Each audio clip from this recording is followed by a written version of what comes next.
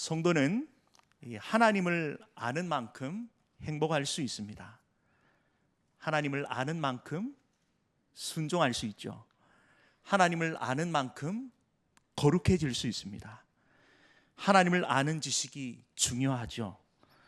하나님의 어떠하심을 모르면 하나님을 하나님으로 믿을 수가 없고요. 하나님의 어떠하심을 모르면 하나님을 아버지라 부를 수 없습니다. 그래서 하나님을 믿는 신앙과 하나님을 아버지라 부를 수 있는 그 특권이 얼마나 큰 복인지 모릅니다. 저와 여러분은 이 특별하고 완벽한 하나님의 부르심 앞에 서 있습니다. 그러나 하나님의 은혜 밖에 있는 이는 죄를 죄로 여기지 못하고 살아가죠. 영적 무지로 하나님을 대적하고 헛된 우상을 쫓아가다 결국 하나님 심판대 앞에 서게 됩니다. 오늘 말씀은 이 모압에 대한 심판 예언을 담고 있습니다. 모압은 이스라엘에게서 한마디로 가깝고도 먼 나라죠. 믿음의 조상 아브라함의 조카 롯이 딸과 동침하여 얻은 아들 모압의 자손들이 세운 민족으로 혈연적으로 매우 가깝습니다. 그러나 모압은 이스라엘이 출애굽하여 가나안으로 들어갈 때 대적했습니다. 또 이스라엘이 가나안에 정착한 이후에도 줄곧 적대적 태도를 보이며 정치적, 종교적으로 악영향을 끼쳤습니다. 모압은 다윗 시대에 이스라엘에게 복속되었다가 이스라엘이 남북으로 분열된 후 북이스라엘 여호람 때에 독립하게 되죠. 이스라엘 선지자 초기 모압은 아람과 함께 반아수르 동맹을 결석한 북이스라엘과 적대적 관계에 있지만 반아수르 동맹에 가담하지 않습니다. 때문에 아람과 북이스라엘이 아수르의 침공을 받아 멸망하는 와중에도 친아수르 정책을 취했던 유다와 함께 아수르의 침공을 받지 않아 보존됩니다. 하지만 모압은 이 아수르가 아람과 북이스라엘을 멸망시킨 후 그 세력을 남으로 확장하려는 움직임을 보이자 유다와 블레셋과 더불어 반아수르 동맹을 결성하죠. 결국 모압은 아수르로부터 보복 공격을 당하게 됩니다. 이러한 내용이 오늘 모압에 대한 경고에 대한 말씀의 배경이죠. 내용상 두 부분으로 나눌 수 있습니다. 1절에서 4절까지는 모압의 멸망이 하룻밤 사이에 급작스럽게 닥치게 될 것과 그로 인해 모압 사람들의 슬픔과 절망을 예언하고 있습니다. 그리고 5절에서 마지막 9절까지는 전국토에 걸친 항폐함으로 인해 모압의 피난민들이 큰 고통을 당해 피난민들과 잔류민들 모두에게 재앙이 임할 것을 예언하고 있죠. 이 모압에 대한 하나님의 심판이 얼마나 철저하고 완전한지를 보여주는 것입니다. 이러한 모압에 대한 심판의 말씀을 통해 우리 자신의 신앙의 렌즈를 들여다보길 원합니다. 하나님은 어떠한 분이십니까? 하나님은 사랑의 하나님이시지만 공의의 하나님, 죄악을 반드시 심판하시는 완벽한, 완전한 공의로우신 하나님이십니다. 자식은 부모를 알죠. 또 어떤 분이신지 압니다. 부모의 마음을 헤아려 사는 것이 바로 효도죠. 이 땅을 살면서 성도로 불러주셨는데 하나님의 뜻을 헤아려 사는 것, 그것은 경건한 삶이 아닌가 생각되어집니다. 경건한 삶이 무엇인지 오늘 말씀을 통해서 점검해 보기를 원합니다. 먼저 1절에 모압에 관한 경고라. 하룻밤에 모압 알이 망하여 항폐할 것이며 하룻밤에 모압 기르가 망하여 항폐할 것이라. 여기서 하룻밤은 시간적 의미에서 하룻밤을 의미하기보다 아무도 예상할 수 없는 순간 갑자기 또한 신속히 드러남을 의미합니다. 모압의 대표적인 두 도시가 제시되죠. 알과 기르. 알은 아르논 강변에 위치한 모압의 수도 라빠를 의미합니다. 또 기르는 사해 동남쪽에 위치한 주요 요새 도시죠. 모압의 주요 도시가 망했다라는 것은 사실상 모압 국가가 전면적으로 패했다라는 의미입니다. 실제로 모압은 주전 713년부터 711년까지 블레셋의 아스돗과 연합해 아수르의 사르곤 대왕의 반역을 도모하죠. 그로 인해 아수르로부터 공격을 당해 극심하게 패하게 됩니다. 친아수르 정책으로 바꾸는 그러한 조언까지 바치게 됩니다. 이어서 2절에 그들은 바익과 디몬 산당에 올라가서 울며 모압은 느보와 메드바를 위하여 통고하는도다. 그들이 각각 머리카락을 밀고 각각 수염을 깎으며 이는 모압이 패망함으로 그 거민이 신전에 올라가 통곡할 것을 예언하고 있죠. 그들의 수호신 우상 그모스, 이 모압의 위기로부터 자신을 지키지 못한 것에 대한 원망과 탄식을 쏟아내죠. 그모스는 모압의 국가신입니다. 전쟁의 신으로 전쟁할 때마다 그들은 그 그모스 앞에 엎드려 제사를 드렸죠. 그모스 숭배의 가장 두드러진 특징 중에 하나가 인신제사였습니다. 어린아이를 제물로 바치는 의식이죠. 이 잔인한 몸매를 보여줍니다. 그들이 그토록 숭배하고 의지했던 그모스가 무용지물이 된 것이죠. 전쟁에 패하게 되어 그 땅은 폐허가 됩니다. 이는 우상의 허무함을 그대로 드러내죠. 우상 숭배란 이 창조주 하나님이 만든 피조물 일부를 신격하여 섬기는 영적 무지에서 나온 것입니다. 죄로 인해 하나님에 대한 지식이 어두워졌기 때문이죠. 사람은 충성과 사랑의 경배를 바쳐야 할 대상을 잘못 설정한 것입니다. 창조주 하나님에 대한 바른 지식을 상실한 인간의 모습은 결국 우주를 부분적으로밖에 이해하지 못하죠.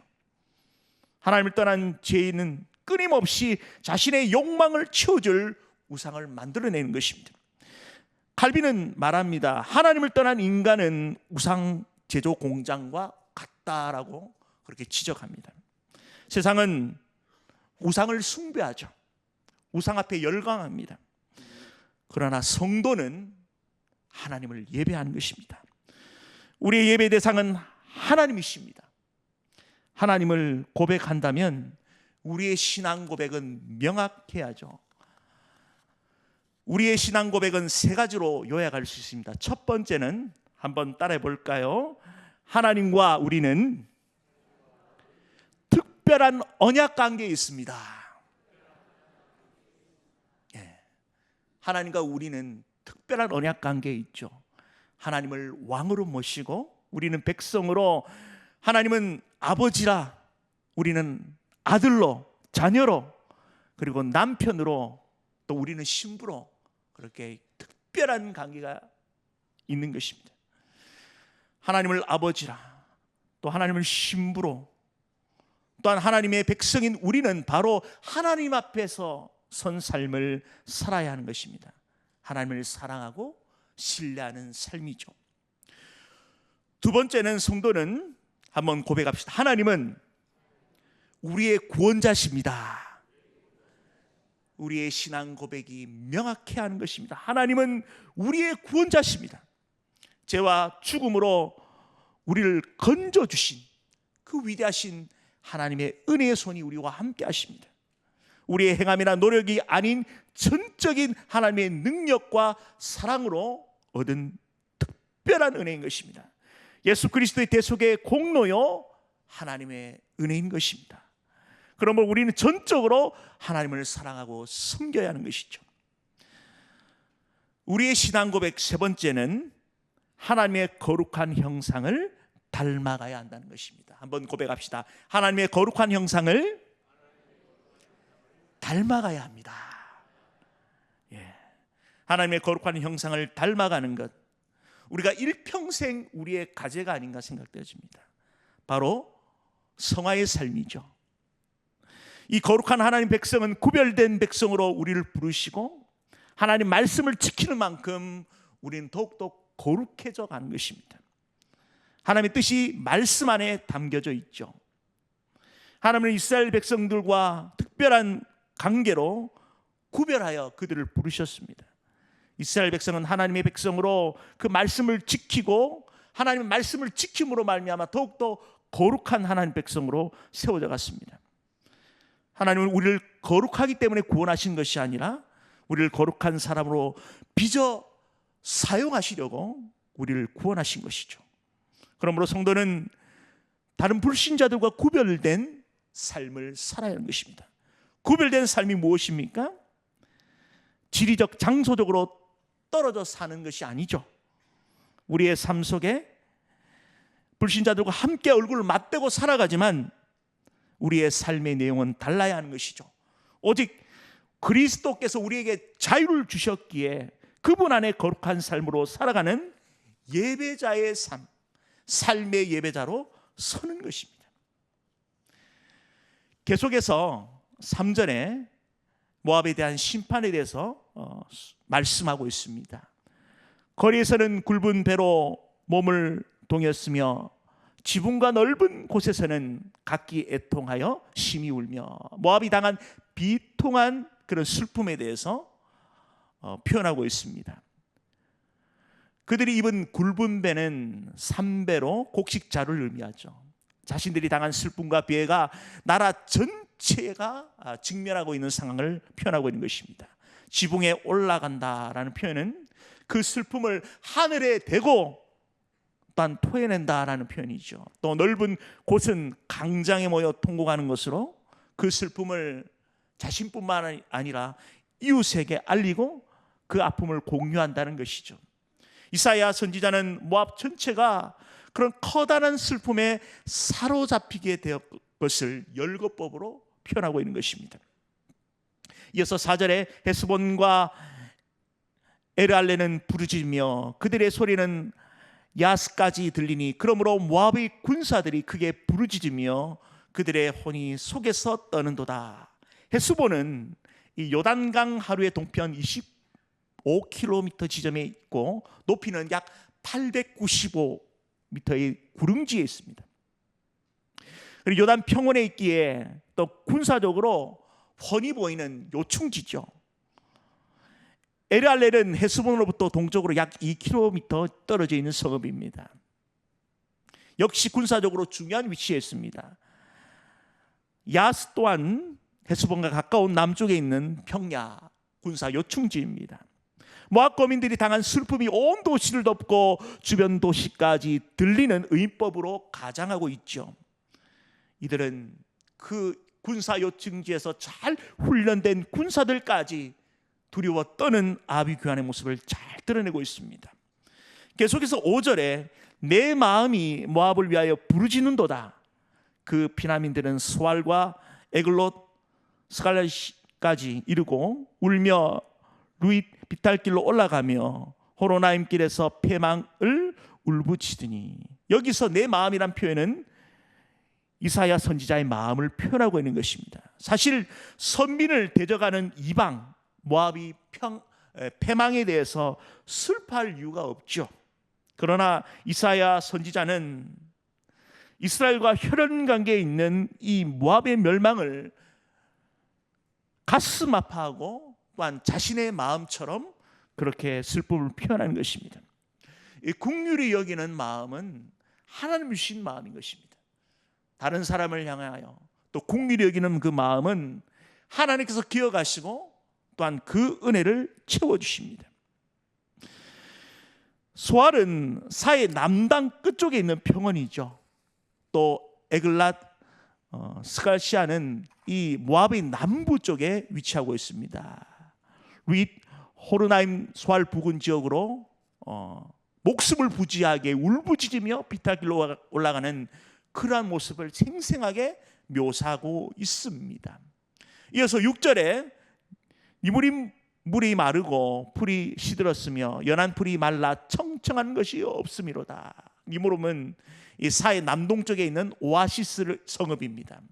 강우량이 적고 지표면에 증발이 많아 메마른 광야 지역에 속해 있어도 드물게 오아시스에 있어 물이 비교적 풍부한 지역이었습니다.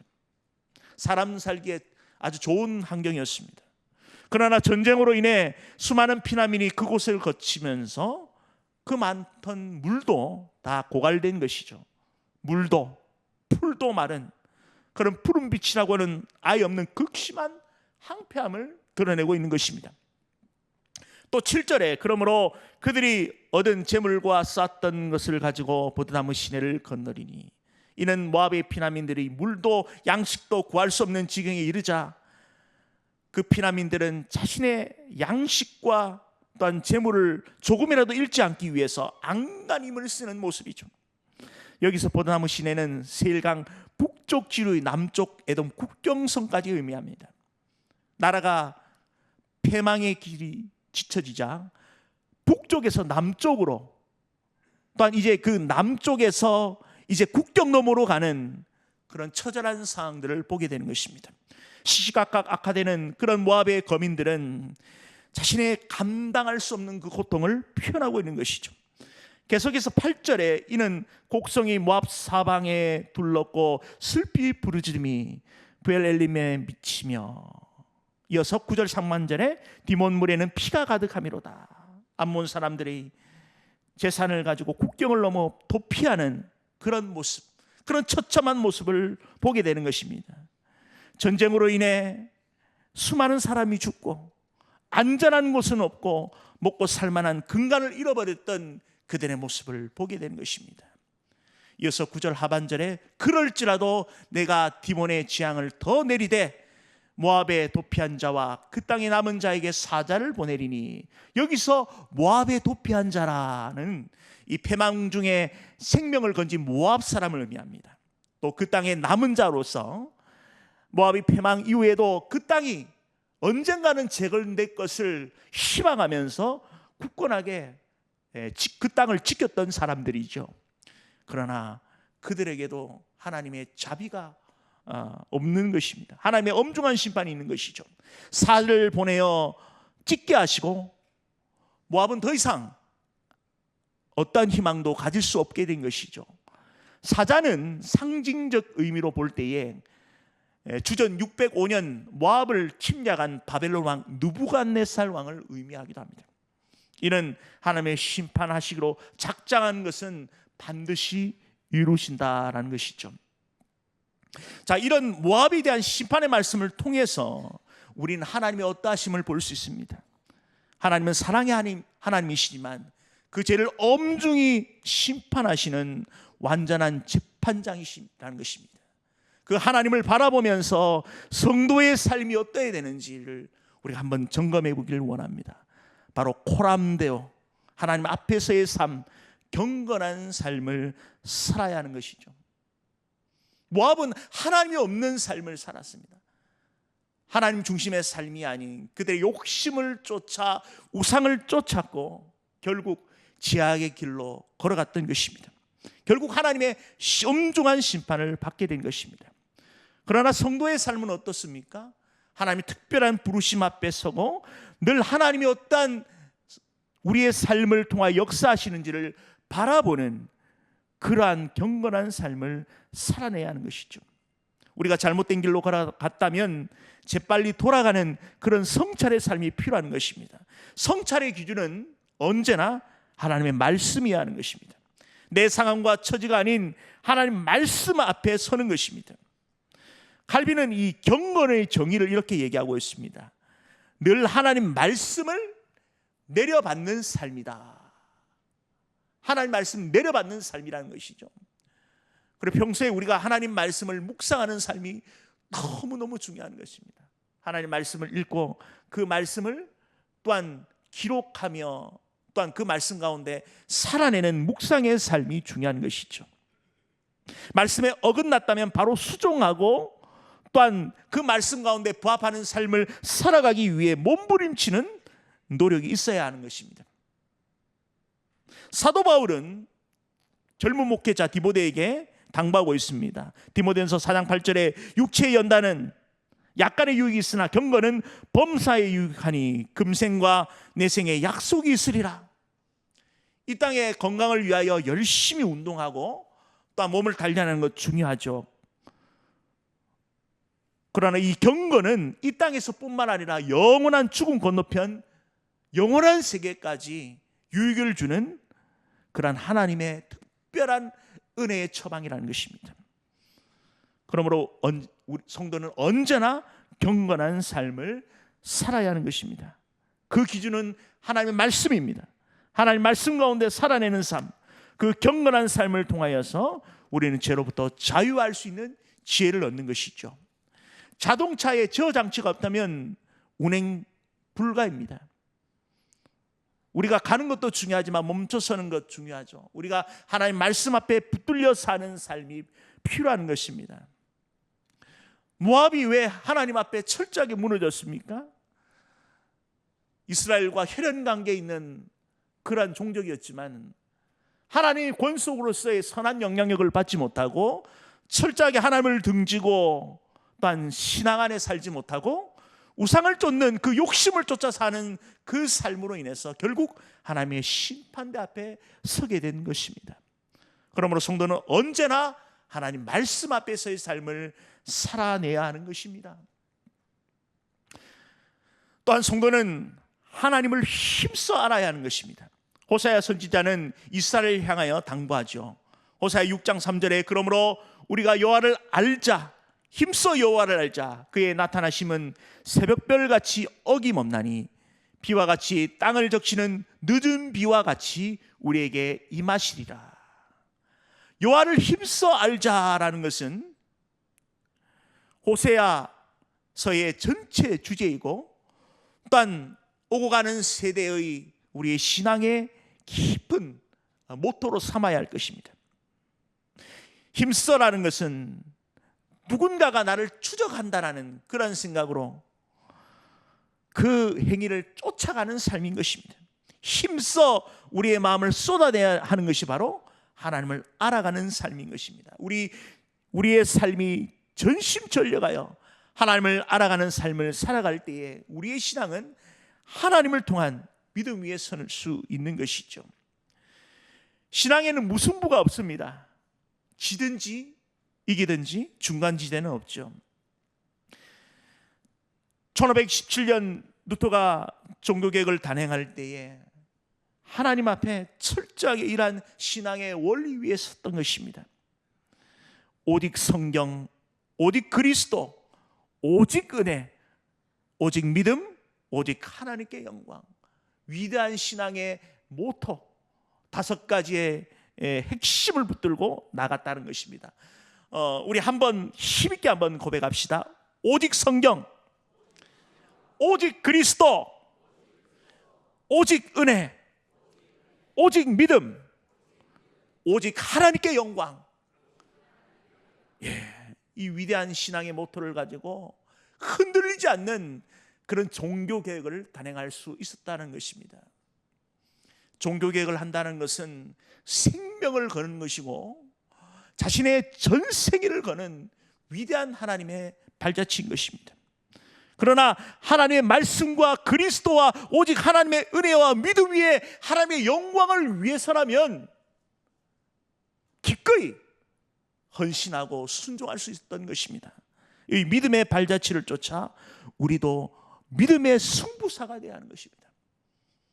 우리의 삶의 현장에서 하나님 앞에 서는 믿음의 삶을 살아갑시다.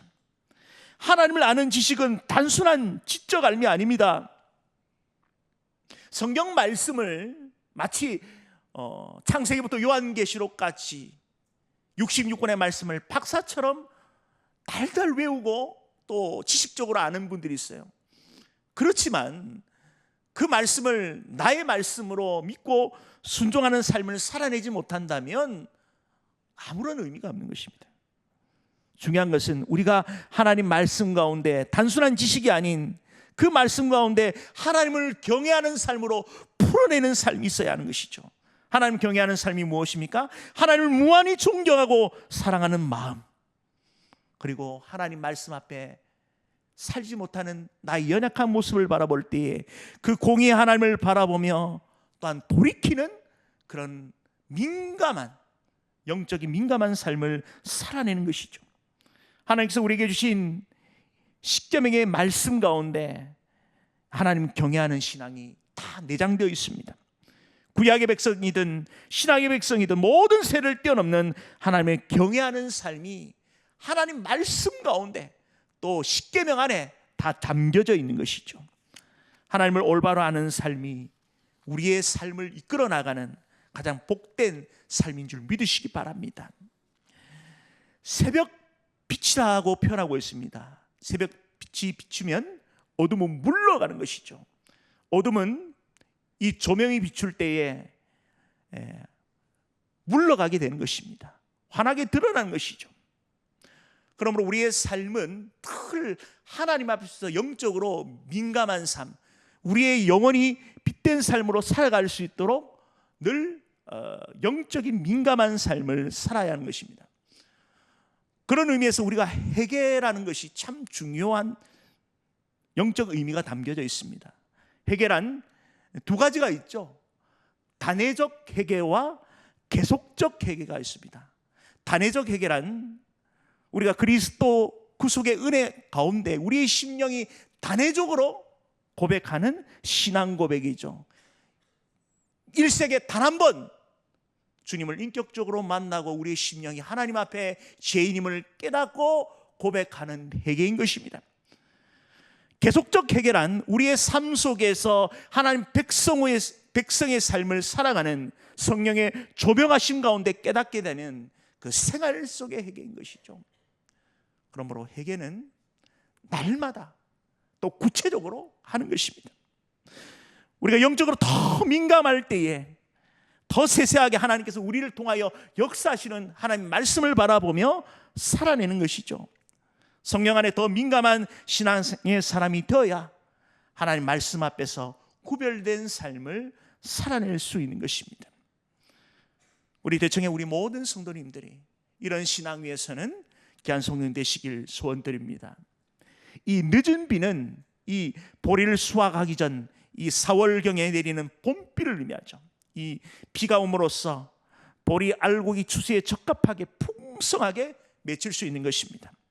하나님 앞에 회개하며 우리의 삶 가운데 우리의 신앙이 점점 성령의 조명 속에 여무러져 갈 때에 우리 자신과 우리 가정과 우리 교회와 우리의 신앙의 삶이 더욱더 풍성한 삶으로 살아갈 수 있는 것이죠.